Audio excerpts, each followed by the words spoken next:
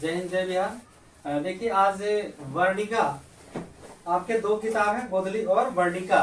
ये वर्णिका का भाग अभी हम बता रहे हैं आपको।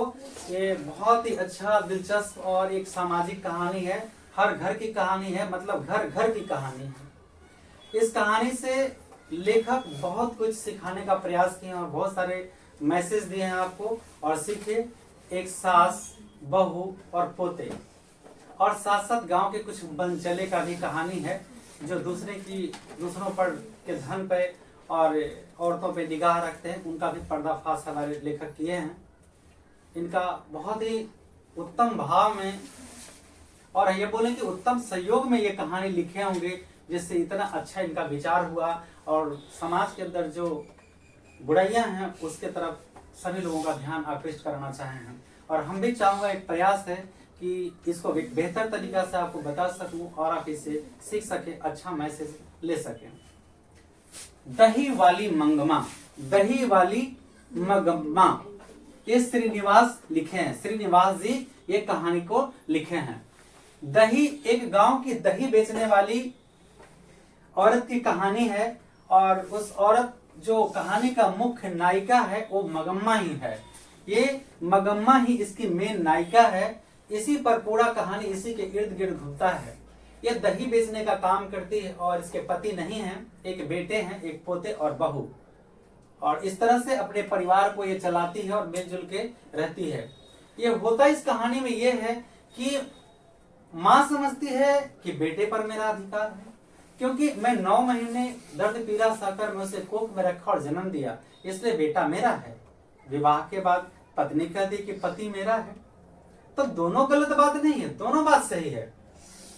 बेटा माँ का बेटा भी है और पत्नी का पति भी है, क्योंकि पत्नी को तो दूसरा कोई साधन है नहीं। पत्नी को अगर ब्याह के लाया है तो उसके लिए पूरा जीवन साथी यानी हर कुछ।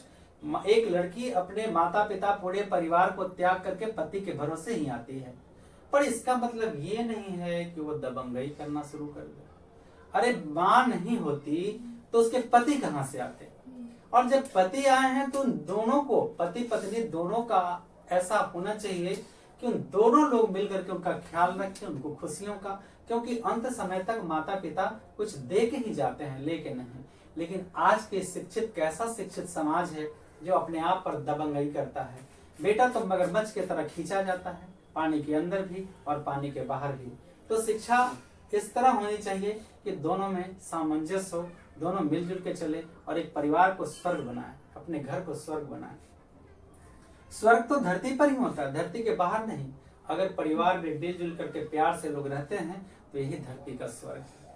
और ऐसे लिखा भी है कि सभी लोग जहाँ मिलजुल के रहते हैं, एक मति हो, सम्मति हो, वो घर स्वर्ग होता है। लेकिन शायद ही अगर सभी लोग मिलकर प्रयास करें, सास बहू, एक दिन बहू भी सास जो है एक दिन वो बहू थी, तो अपनी पीड़ा को अगर समझ जाएगी और बहू भी ऐसा सोचे कि हमें एक दिन सास बनना है, ये दोनों के अगर सामंजस्य हो जाए, मेल जोल हो जाए, तो सास बहू का विवाद खत्म हो जाएगा। और ये सास बहू आपस में माँ बेटी बन जाएंगी। अगर बहू ऐसा समझ ले कि मेरी सास नहीं है, मेरी माँ है, तो एक थप्पड़ लगाने पर भी माँ, क्या आपके घर में नहीं लगाती है थप्पड़? किसी के माँ लगाती है, नहीं लगाती? लगाती है। पापा बर्दाश्त करते हैं कि नहीं? हाँ। लेकिन जहाँ जाएंगी वहाँ अगर एक थप्पड़ मार देंगी तो बहुत सारा हंगामा हो जाएगा। अरे वो माँ है। पढ़ाने वाले ने नहीं बताया कि 5 माँ होती है, 5 माँ होती है, 5 पिता होते हैं। आपकी जन्म देने वाली माँ हो गई, आपके पति की माँ, और मेरी पत्नी की माँ भी माँ है, गुरु माता भी माँ है, मित्र के माता माँ है, धरती माता माँ है। तो समझ लीजिए कि कितने माता हुए इस तरह से। तो इन सबों की हिफाजत करना आपका धर्म है, तभी ये क्रम चलता रहेगा।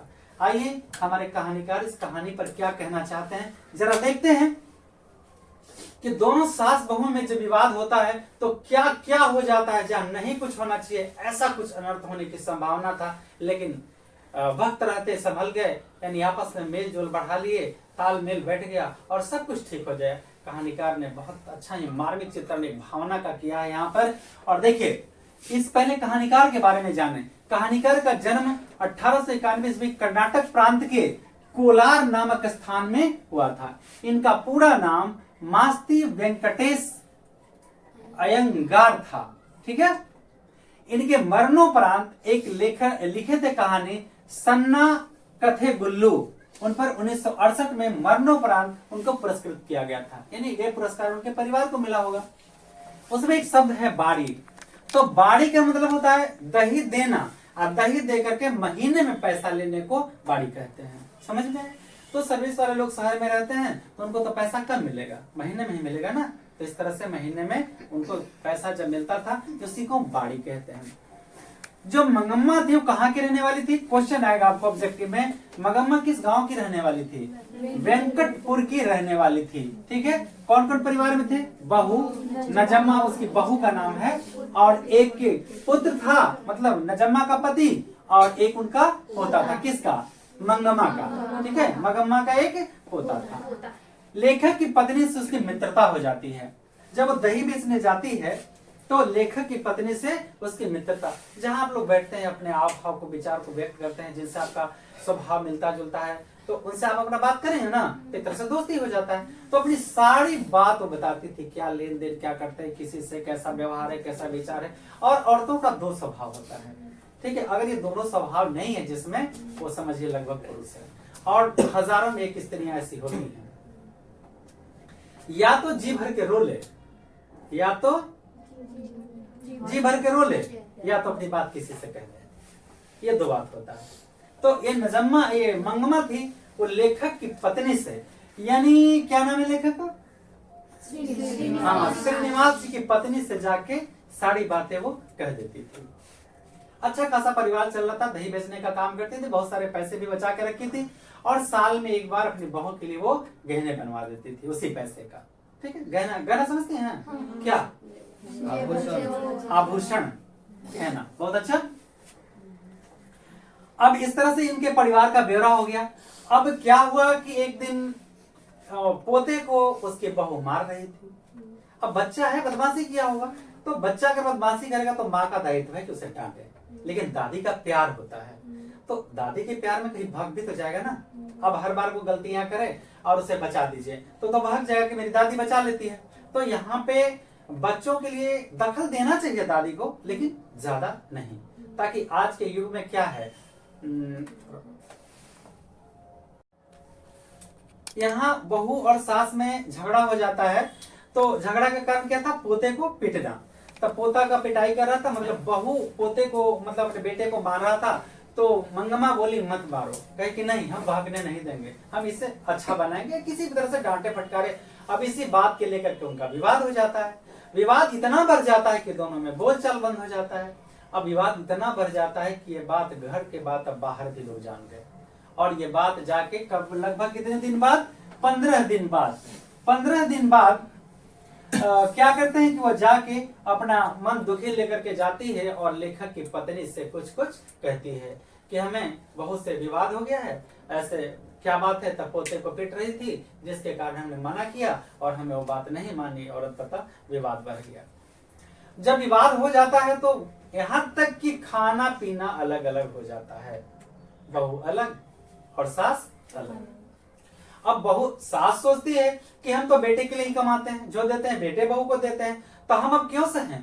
उसके जब पति मर गए थे तो उसके पहले कुछ बताए कि हमें अच्छा सा कपड़ा नहीं मिला, अच्छा जीवन नहीं मिला, मैं रात दिन इनके लिए कमाता रहा और अच्छा जीवन दिया, फिर ये मेरे साथ कैसा बर्ताव करें। तो आज की बहुएं थोड़े जानती हैं कि वो क्या मेरे सास के साथ हो, तो आती है नहीं। जैसे पहले के लोग, आज लोग कहते हैं, मोदी जी कहते हैं कि क्या किए पंडित जवाहरलाल नेहरू। अरे भाई, देश का आजाद हुआ, देश की दुर्दशा थी, क्या किए कैसे किए तो वो जानते हैं ना। अब मेरी माँ मजदूरी करके बड़ा किया, मेरे घर में बहुएं हैं कि हम ही घर के मालिक हैं, तो बताइए तो अच्छी बात है? कितनी अच्छी बात है। तो होता है बहू में विवाद, सास में तो होते रहता है, लेकिन हम हर बहुओं को सलाह देंगे कि आप भी एक दिन सास बनेंगी, सादे कागज पे लिख लीजिए। इसलिए आप अपने सास पर तांडव मत करिए, वरना बोए पेड़ बबूल का, बोलिए बोलिए, जान गए आम कहाँ से हो। तो जैसा काटिएगा वैसा, जैसा बोइएगा वैसा काटिएगा। विवाद बढ़ जाता है तो अब सोचती है सास के, तक क्यों ना हम अपने जीवन को जो कष्ट झेले हैं अब कुछ रंगीन करके दिखाएं। तो उसके दिल में एक लालसा हो जाता है। इसके पहले वो कुछ जब जाती हैं बारी में दही देने के लिए, तो बहू से जब उनका विवाद हो जाता है तो लेखक की पत्नी को कुछ सलाह देते हैं कि अपने पति को कैसे वश में रखना चाहिए। ठीक है, पति को वश में रखने के अचूक टोटके कुछ बता देते हैं। इन अचूक टोटकों में लेखक की पत्नी को नसीहत देती है कौन? मंगमा। कब? जब बहू से उसकी झगड़ा हो जाता है तब। तो बताया अपने बेटे को। आप पूछेगी कि क्या आपने बेटे को नहीं बताया कि बहू से झगड़ा हुआ है? तो बेटे से बताया, लेकिन बेटा पल्ला झाड़ लिया। क्या करे बेटा? पत्नी को छोड़ दे। पत्नी कहेगी तो माँ को छोड़ दे, नहीं इसे छोड़ सकता है ना उसे छोड़ सकता है। वो बेचारा मगरमच्छ की तरह दोनों तरफ से खिंचा रहा है ना। तो ये माँ जी को एक सलाह देता है कि पति को कैसे बस में रखना चाहिए, है ना। हालांकि लग रहा है कि कुछ सीमाएं फानी भी है। खैर देखते हैं, अगर अनुभवी है तो औरत के पास ज्यादा अनुभव होता है।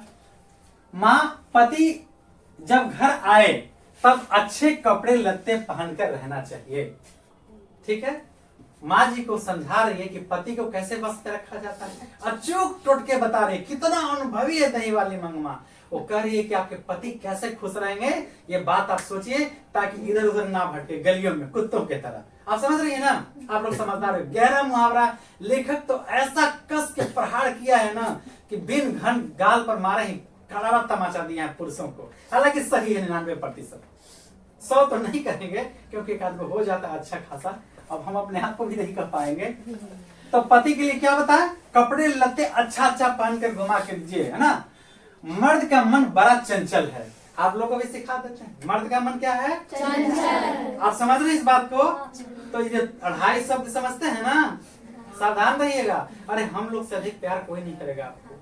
हम माँ बाप है ना आपके, कोई नहीं करेगा। सब दिखावा, ये सब चेहरा का रिश्ते नाते, ये सब धोखे हैं, ये सब धोखे हैं, ये सब धोखे हैं। कभी किसी के बातों में नहीं आना है। माँ बाप से प्रिय आपका हित कोई चाहने वाला है? नहीं। जो माँ आपको पेट में 9 महीने कितनी पीड़ा सा कर रही है, उससे ज्यादा कोई प्यार करेगा? पिताजी भी नहीं करेंगे। कोई कोई पिताजी भी बहुत प्यार करते हैं, ऐसा थोड़ी कहेंगे कि नहीं करते हैं, लेकिन वो दिखाते नहीं है ना। तो पति को कैसे बस में रखना चाहिए?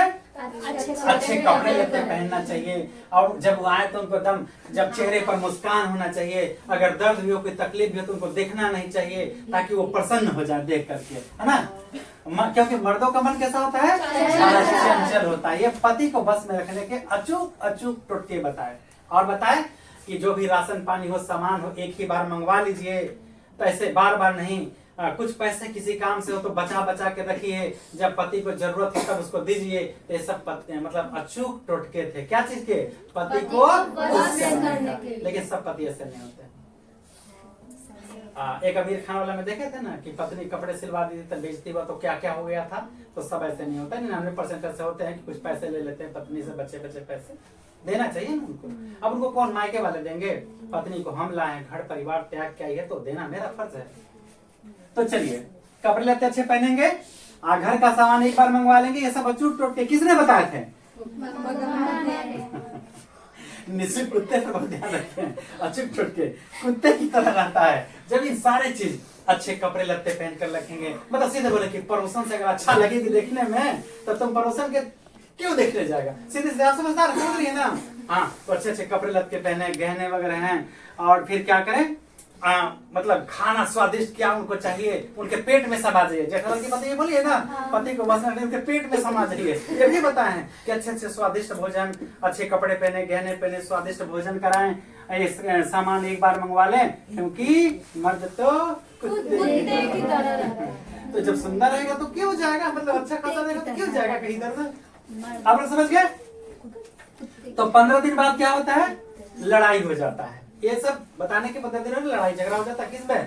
पहले बता चुके हैं कि बहू और सास में। पोते की पिटाई हो रहा था तो उसे देखा नहीं क्या, टोकी तो उसकी बहू भड़क गई कि हम अपने बेटे को मारे, आपको क्या दिक्कत है। ये बात बेटा को भी बताती है। तो बेटा पल्ला झाड़ देता है, ना पत्नी को छोड़ सकता है ना तुझे छोड़ सकता। तो लोग अपने में सामंजस्य स्थापित करो, मिलजुल करके रहो। ठीक है, आगे बढ़ते हैं। ये लेखक की पत्नी को जाके बताती है। कौन? दही वाली मंगमा बताती है। तो लेखक की पत्नी कहती है कि भाई आप लोग मिलजुल के रहें, कोई भी लोग अच्छे लोग अच्छा सलाह दें कि आपस में झगड़ा ना करें, इससे गलती भी हो सकता है। अब क्या होता है कि दही वाली मंगमा सोचती है कि मैं तो बेटे के लिए कमाता हूँ, बहू के लिए कमाता हूँ, सारे पैसे तो इन्हीं लोगों को देता हूँ। जब लड़ाई कर दिया तो हम कुछ कर गुजरे। बूढ़ी घोड़ी बूढ़ी गोरी तो कपड़ा कब कहाँ कैसे पहनना चाहिए उसका लिमिटेशन है ना। इस उम्र में एक तो ऐसा नहीं है कि विधवा लोग नहीं पहनते नहीं, लेकिन यहाँ कहने का मतलब है कि हर चीज के लिए एक सीमाएं हैं जिसे क्रॉस नहीं करना चाहिए। अब स्कूल में आप चमकौआ ड्रेस पहन के जाइएगा, मैडम चमकौआ ड्रेस पहन के आ जाए, स्कूल ड्रेस है ना, सबके लिए कोड होता है ना। तो क्या करती है आवेश में आकर के कि तो ले तो हम देखावे थी बहू को, ले हम देखावे तो क्या का कर सके। मखमल के जैकेट सिलवानी, ब्लाउज जैकेट यहाँ तक होता है, पॉकेट पे सब लगा होता है। मर्द वाला जैकेट नहीं, जेंट्स वाला होता है जैकेट गोल ऐसा, पॉकेट वॉकेट सब रहता है। तो मखमल का, समझ रही मखमल का ब्लाउज ना, तो मखमल तो देखो में चमकेगा। इनकर गांव में था एगो लड़का लगल रहता था पीछे, कौन पहले ही उनके ऊपर ध्यान करैले था, ठीक है, पैसा से कमाती थी। और जब चमकौआ पहन ली तो नजर काहे ठहरे। हम मैडम को बोले ना कितने अच्छे अच्छे कपड़े पहने, तो अच्छा पहन ली तो नजर कहाँ ठहरेगा। बात समझ रहे, आप लोग समझदार हो, ठीक है। तो इस तरह से क्या करता है, रंगम बाबू का पीछा करने लगता है। उसका पैसा ही नहीं, उस पर भी अधिकार कर लेना चाहता है, समझ गया ना, उसके सब कुछ को हासिल कर लेना चाहता है। वो ऐसा करता है कि पीछा करते करते अमराई के पेड़ के पास उसका हाथ पकड़ लेता है। रास्ते में जो आने जाने का जो जगह था, खाली जगह में वो हाथ पकड़ लेता है। आप समझते हैं कि इस तरह के लिए हाथ पकड़ लेना कितनी बड़ी बात होता है। ये बात तो जाके लेखक की पत्नी से बताता है कि रंगप्पा मेरे साथ ऐसा ऐसा किया। तो लेखक की पत्नी, अच्छे लोग समझाते हैं, ठीक है ना। अरे तो चल तब बता दे थी, तब बताएगा खा अपन इज्जत सीट बा, दम रखा। हम अगर ठीक है तो कोई कुछ नहीं बिगाड़ सकता है, ठीक, किसी की हिम्मत नहीं है। रावण की औकात नहीं सीता के बिगाड़ने का, तो किसकी औकात है। इतनी पावर होती है स्त्रियों में। इस तरह से वो पत्नी, लेखक की पत्नी समझाती है कि आपस में आप लोग मिलजुल जाइए, लेकिन वो अब दोनों मानने के लिए। अब यहाँ लड़ाई तो हो गया सास बहू में, रंगप्पा का स्थिति यहाँ तक बढ़ गया, वो जाके लेखक की पत्नी से भी बात बताएं। अब यहाँ जो बहू थी दिमाग लगा दी कि सास हमसे दूर न हो। अरे बहू है भाई, सास अकेली है, सास उसी की है, माँ है एक तरह से, प्यार तो था ही, लेकिन जो हो गया गुस्से में तो हो गया। तब बेटा को लगा दिया अपने पीछे, यानी उसके पोते को, कि तुमको दादी के साथ रहना है। देखिए दिमाग लगा दी, दादी के साथ। तुम लोग मम्मी ऐसा करती हैं, करती हैं, दादी के साथ, दादी के पास खजाना है, बुझ ले, तो दादी के पास लगा दी। तो दादी से प्यार तो बच्चा का, देखिए जीने के लिए प्यार का जरूरत होता है। कैसे, हर चीज का एक समय होता है उनका, हर चीज का समय। ध्यान रखिए, पहले बचपन में कैसे जीना है, माँ का दूध, पापा का प्यार, दादा दादी का प्यार, पढ़ते हैं तो टीचर का प्यार, आगे लाइफ बनाते तो बड़े बड़े कोच मिलेंगे, क्या क्या होंगे आगे, एक जीवन का नया मोड़ होता है। तो समय आए तरुवर फले केतक सींचो नीर, कितना पानी पटा देंगे तो समय आएगा तभी न फल लगेगा। बात समझती हैं। और आजकल की लड़कियां कहते हैं कि अब तो मैं वयस्क हो चुका हूँ, तो लोला कुछ आता है उसने के, मतलब अपनी जिम्मेवारी खुद संभाल लेते हैं, तो क्या करिएगा। मैं देखा हूँ ऐसा केस 99%, 1-8% शायद सक्सेस हो जाए, वरना उनका दुर्गति होता है। बात समझ रहे हैं ना, आप लोग समझदार हो। माँ बाप से भी कोई प्यार नहीं कर सकता है, ये बात भूल जाना, क्योंकि जब तुम जहाँ जाएगी वहाँ अकेला लड़ेगी। बैट्समैन अकेले न लड़ता है, चारों तरफ से फील्डर उसको घेरले रहता है, तो जहाँ जाइएगा चारों तरफ से फील्डर घेरले रहेगा, अकेला बैटिंग करेगा। बात समझ रही है। हाँ, तो जब मायके वाले आपके सपोर्ट में रहेंगे तो कौन बॉलर, इन्होंने मतलब कौन फील्डर कुछ बिगाड़ने वाला है, हम लोग हैं ना। आप समझ रही हैं, सभी लोग समझदार, मेरी बेटियां बहुत समझदार हैं, हिंदुस्तान की तमाम बेटियां समझदार हैं। मैं उसकी बात नहीं करता जो भगोरी होते हैं। चलिए, तो इस तरह से मखमल का ब्लाउज पहनती है, रंगप्पा उसके पीछे पड़ जाता है, अमराई के पेड़ तक जाते जाते उसका हाथ भी पकड़ लेता है। लेखिका के घर जाते, लेखक की पत्नी के घर जाते हैं, वो शेयर करते हैं बात को, वो समझाते हैं कि आप लोग आपस में मिल जाइए। गांव के कुछ लोग भी समझाते हैं कि आप लोग सास बहू का झगड़ा खत्म करिए, अच्छा चीज नहीं है। अंत में वो मान जाती है, और मान जाती है, दोनों सास बहू में क्या हो जाता है, फिर प्रेम हो जाता है, आपस में मिलजुल के वो रहने लगते हैं। मखमल का ब्लाउज, अब क्या होता है, जो मखमल का ब्लाउज पहने थे, तो जब देखे कैसे बताया, बूढ़ी गोरी लड़का तंज कस दिया, बेंगलुरु में पढ़ता था, वो कहा कि कामा ये जैकेट मखमल का, तो तुम दुपट्टा लगा के चलते हो तो नहीं, दुपट्टा समझ रही हैं, टाई भड़क गई। हालांकि बात तो जायज बोला था। देखिए जिस तरह से होता है कि जैसे पूजा होता है, ठीक है ना, पूजा समझती हैं, तो सत्यनारायण भगवान का कथा होता है, तो सब कुछ होता है, तक बोलते हैं बोलिए सत्यनारायण भगवान की जय। तो लेकिन ओकरे में कोई सिखाता नहीं उसको, वो बोलता है पंडित महाराज की जय, बोलता है ना। तो अच्छा बताइए, कोई क्या उसको सिखाता है? नहीं। ये प्रकृति का देन है। लिखा है उसमें ब्रह्मणेन सनच्यते विशेषतः। इसका मतलब होता है आप सही में ब्राह्मण हैं या नहीं, पिनकते हैं या नहीं, इसकी जांच बच्चा कर लेता है। बात समझ में आया? तो जो ब्राह्मण है, विद्वान है, वो पिनकते नहीं है, क्योंकि उनकी जयकार होनी चाहिए। क्योंकि इतनी सभाओं के बीच में वो कथावाचक हैं, ज्ञान दे रहे हैं, तो उनकी जयकार होनी चाहिए कि नहीं? तो पंडित जी को पिनकना चाहिए? नहीं। तो चलिए, ये लड़का तंज कहाँ गलत कसा था? कहा मुझे कहने का मतलब कि दादी अम्मा इस उम्र में चमकौआ मखमल का ब्लाउज क्या हसीन लग रही है, ऐसा कुछ कहने का उसका तंज था। ठीक है, इसके बाद इसकी बहू भी तंज कस दी, बेटा तक कंप्लेन गया, बहुत सारे हुए, लेकिन अंततः ये सब कंप्रोमाइज हो गया। बहू के साथ उनका मेल जोल आ जाता है, आपस में लोग मिल जाते हैं, खाना पीना एक साथ चलने लगता है, बेटा बहू साथ साथ रहने लगती हैं। और अब बहू का यहाँ से फरमान जारी होता है। बहू का देखिए प्यार कैसे उमर गया नजम्मा का। कही माँ जी, अरे माँ है ना, क्यों नहीं प्यार करेगी सास से? सास को मत बोलिए, सास बोलना अपमानित होता है, माँ ही कहिए ना। आप लोग जाओगे ससुराल तो क्या कहोगे? पक्का वादा? तो याद रखो, अगर तूने सास कही तो हम कभी तुमको क्या बोलेंगे, हम अपने ऋण से मुक्त नहीं करेंगे। लेकिन जो अपनी सासू माँ नहीं, सासू नहीं, सासू माँ नहीं, मम्मी नहीं, माँ, बहुत प्यारा शब्द है। माँ या माई कहना बहुत प्यार आता है, दिल से आता है, दिल से आता है। तो उसमें तुम महसूस करेंगी कि मेरी बेटियां हैं। जिंदगी भर तुम महसूस करो कि वो तेरी माँ है और वो कहेंगी कि ये मेरी बेटियां हैं। ठीक है, तो देखो कितना प्यार बढ़ता है। तो चलो, तो सास बहू में इस तरह से मिलन हो गया। देखो भाई, हम जी भी कहने के लिए कम कहेंगे कि एक दिन माई मम्मी जी कही गए, लड़ाई हुआ तो मुंह फुला के माई कहेंगे, उससे अच्छा माइये कहना खाली, लेकिन जीवन भर कहते रहना। ठीक ना, बात समझ रही है? एक दिन मक्खन लगा दी माई जी, और दूसरा दिन मम्मी माई खैबा तक खाए ना तो जा नहीं। इसलिए हमेशा एक ही बात कहो, क्या? माई। ठीक है। हाँ बेटा, बात सही है। अगर आप किसी की मम्मी को बुढ़िया कहेंगी तो आपकी मम्मी को कोई बुढ़िया कहेगा। ठीक है, तो चले, इस तरह से सास बहू में मिलन हो जाता है, आपस में मेल जोल रखती हैं। और अब देखिए बहू का प्यार उमर के सामने आता है और कहती है अपनी सास को कि माँ जी, अब आप दही बेचने नहीं जाएंगी। तो फिर दही कौन बेचेगा? स्वयं नजम्मा दही बेचने का काम करती है। और फिर वो साथ साथ दोनों सास बहू जाती है, गांव में परिचय करवा देती हैं, लेखक के घर भी जाती है, लेखक की पत्नी से भी अपने बहू का परिचय करवा देती हैं। और यहाँ पे लेखक की पत्नी पूछ बैठती हैं कि क्या आपने अपनी सास के साथ किया वो अच्छा किया? तो स्पष्ट जवाब देती है कि हर लोगों का अपना अपना अधिकार होता है, हम किसी के अधिकार क्षेत्र में दखल नहीं देना चाहिए। संक्षेप में तो लगा लेखक को कि इनकी बहू समझदार है। तो सास अपनी दायरा में रहे, बहू अपनी दायरा में रहे, किसी में हस्तक्षेप ना करे, अगर कुछ हो जाता है तो आपस में मिलजुल कर रहें। और ऐसे अब बताइए, इस कहानी से आपने क्या सीखा? क्या सास बहू में झगड़ा करना चाहिए? नहीं। क्योंकि आप जहाँ आई हैं वहां किसी की वो माँ है जिससे आप सास कर रही हैं। आप जिस घर को छोड़ के आई हैं वहां भी सास है आपकी माँ, है या नहीं? अगर मेरी माँ बदमाश है, सास है ना मेरी माँ, आपकी माँ का सास है ना मेरी माँ। ठीक, तो आपकी माँ जहाँ से छोड़ के आई हैं, आपकी भाई की पत्नी भी उनकी सास है। अगर मेरी मैया सास है, बदमाश है, तो आपकी माँ की मैया वो अच्छी नहीं है।